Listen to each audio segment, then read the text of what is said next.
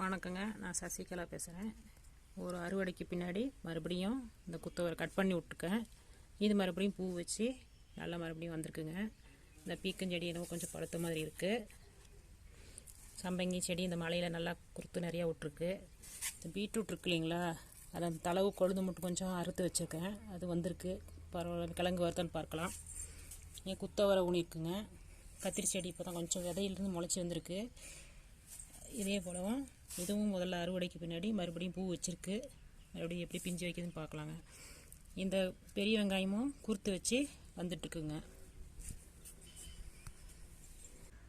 இந்த தக்காளியும் பூ வச்சுருக்குங்க. மறுபடியும் குறுத்து கொஞ்சம் இலையெல்லாம் கீழே கட் பண்ணி விட்டாட்டி புதுசாக கொழுந்து வச்சுருக்கு, பூ பூத்துருக்கு. வெண்டஞ்செடி கொஞ்சம் தண்ணி ஊற்றாம விட்டுட்டேன், அதனால் இலையெல்லாம் காஞ்சிருக்கு. இப்போ கொழுந்து வந்திருக்கு மேலே.